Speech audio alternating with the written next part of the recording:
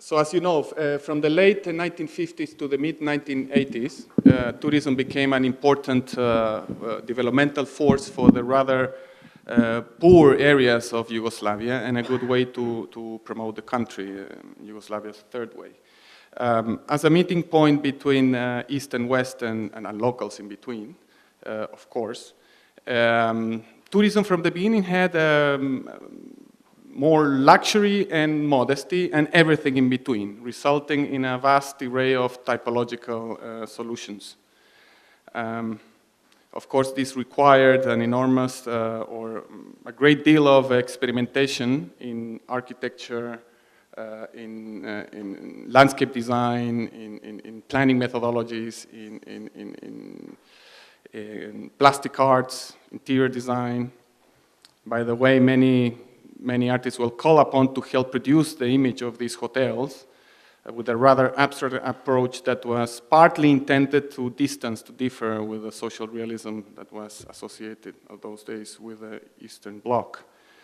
But somehow, in time, this development acquired a distinctive codex that owes everything to an ambitious process of modernization, Yugoslavia's modernization. Modernization that was mainly seen through a process of urbanization in many areas around the country, you all know that. But the thing is that this know-how was critically applied to the development of tourism, and one that was not strictly monoprogrammatic and exclutory. These are different characteristics from north to south of these environments. They, some are more linear, some are more circular.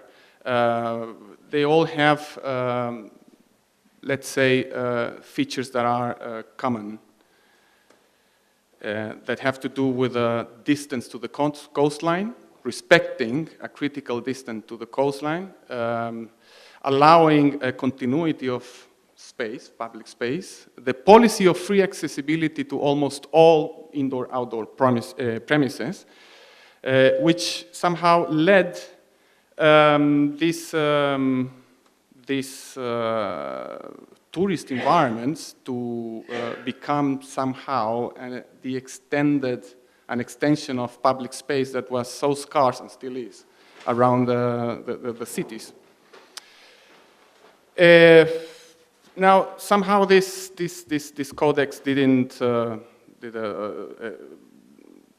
resolve around lodging, of course. You develop road accessibility to the coast, making it accessible, coastal promenades, parking pools, congress halls, gastro centers, restaurant clubs, event spaces. It was very clear on developing this in time. But this sort of, again, I call it codex, didn't stop. It was actually furthered with a couple of examples in the 80s to address, with a couple of compact examples, to address the real estate housing development, which was a trend, which was another type of tourism that started to become critical.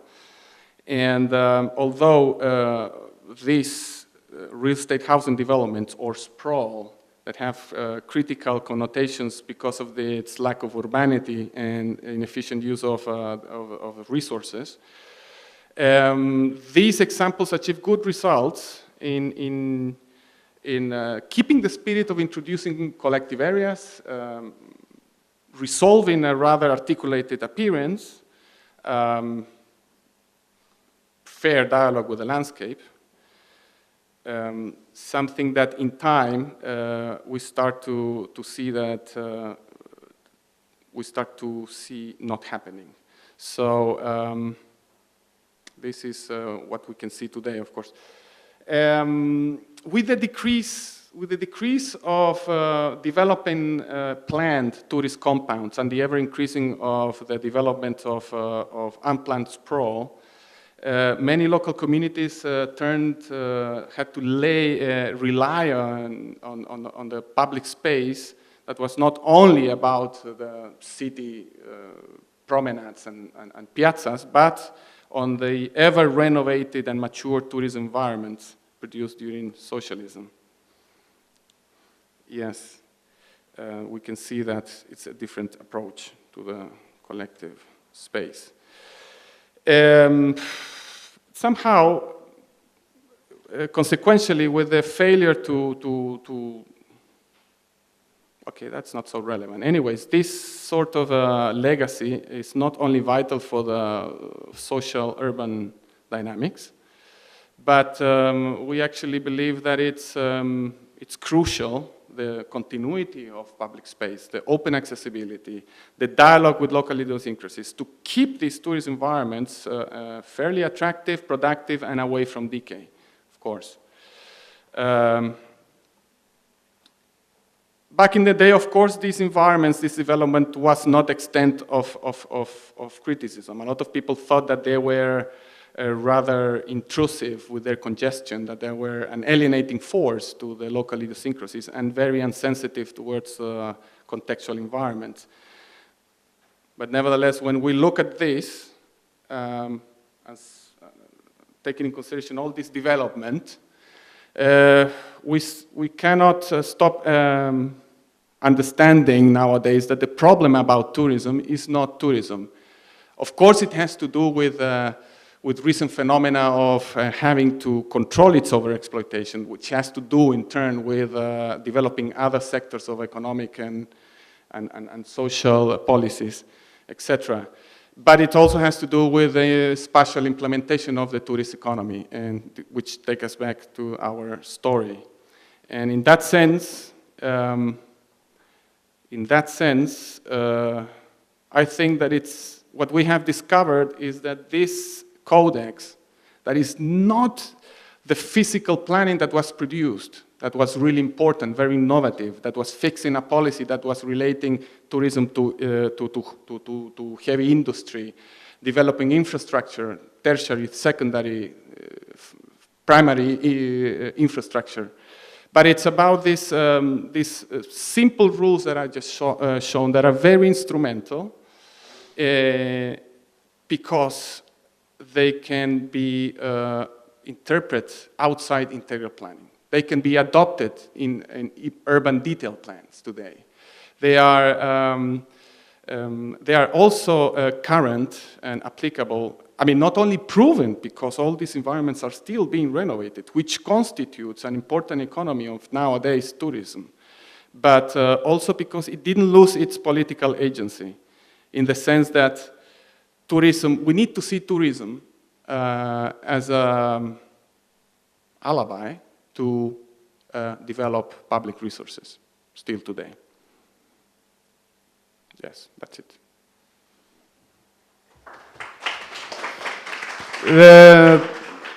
That title says Samos Agosti. This is one of the best examples of today. It really looks nice, but basically the greenery is not public, it's a golf course. The whole beach is just a beach to sunbath. It has no program. You cannot access, of course. So this is not an example of lack of integral planning, or yes, it could be, but basically faulty, simple urban parameters that were failed to be exercised by the local authorities. The same level of exclusivity could coexist with this basic understanding of the collective use of the resource of the coastal line. No? Haludo will prove it. Yeah, of course. Don't go away yet. There was a lot of debates back in the 70s about the problems of monofunctionality of tourist Yes. environments and so on. But during our research, since it's our collective research, somehow we discovered that these areas are not necessarily monofunctional if we think not only about the programs, but the ways how the space, public space actually is used and still is being used. So could you elaborate a bit more, although your examples show it quite vividly, but it would be, I think, quite First, important can I speak to... without the microphone? Yeah. First, I think that it's a process. So it's very important to be clever in what kind of basic principles you need to set in space that in time could allow different economies to happen. So of course a lot of amenities were not implemented immediately at the time.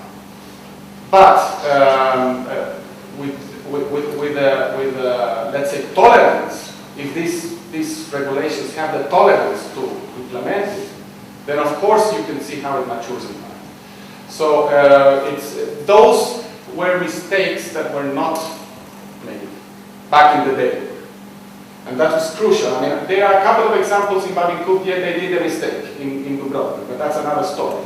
So that's why, even if we are critical to the point that the development of tourism did not necessarily coincide with the sophisticated physical planning policies that were actually produced later, in the 70s, mid-70s even, we could see that, that there is something that there was a social approach to it that allowed them not to decay. One would think, okay, you would say that would decay, but no, it really allowed them to flourish in time.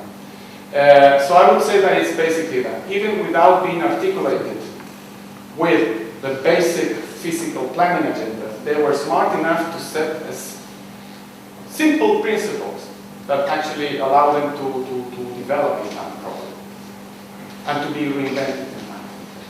And of course, it has lots to do with the physical morphology of these environments, because the control of the density and introduction of the public space within the tourist environments actually enabled possible future scenarios for different types of developments in very ideal perspective. Right, but if we take, for instance, mid-Dalmatia and the area of Makarska, where basically the coastline is really crushed by dramatic topography, you would say you have no space for anything. Basically, you have road and nothing. Even there are good examples in which the hotels were placed pretty close to the coast and still were able to create a public space, create complementary programs. That was open. Whereas in less dramatic topographies like in Dubrovnik, this didn't happen because Dubrovnik had a different policy. We are not promoting Yugoslavian tourism, we are promoting Dubrovnik. So the elite tourism had to sell the private beach in a way. Okay, but you are speaking about... No, the morphology, also the morphology, you know, because what he's implying is that the more flat it is, the more you can withdraw from the coast, the easier it is to allow public infrastructure to happen. So I'm just saying, extrapolating.